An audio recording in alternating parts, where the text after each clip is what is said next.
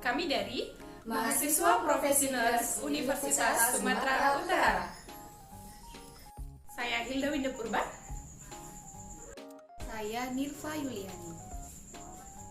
Saya Irma Khairani. Apa sih diabetes mellitus itu? Diabetes mellitus adalah penyakit kelainan metabolik dengan karakteristik peningkatan kadar gula di dalam darah karena kelainan sistem sekresi insulin. Jadi, gula di dalam tubuh fungsinya untuk apa?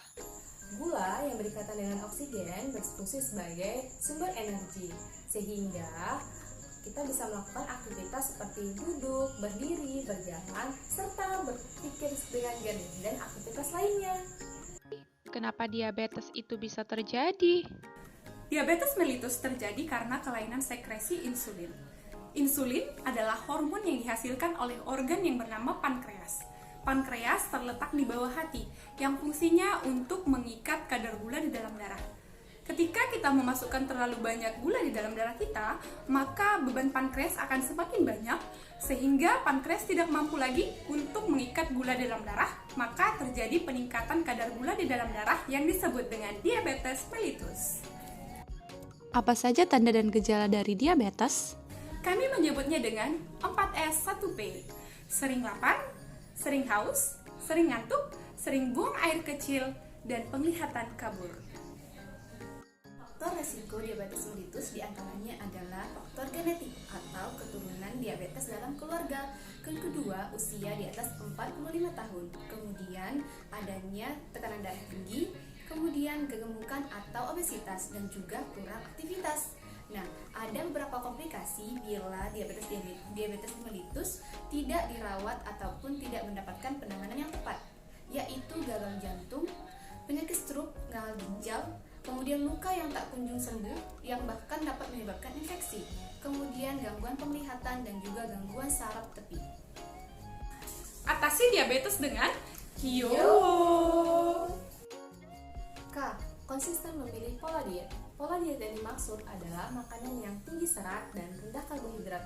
Contoh makanan yang tinggi serat yaitu adalah sayur-sayuran dan buah-buahan, serta makanan yang rendah karbohidrat adalah makanan pengganti nasi seperti beras merah, gandum, dan umbi-umbian. I. Ingat olahraga teratur. Olahraga yang teratur mampu memperlancar metabolisme dan meningkatkan kekuatan. Yuk jaga berat badan ideal. Cara menghitung berat badan ideal adalah tinggi badan dikurang 100. W. Waktunya rutin cek kadar gula darah. Mengapa kita harus rutin cek kadar gula darah? Karena ketika kadar gula darah tinggi dan ketika kadar gula darah rendah, gejalanya adalah sama. Jadi untuk mengetahuinya, kita harus cek rutin kadar gula darah. Nah, ketika kadar gula darah tinggi, kita disarankan untuk meminum obat gula.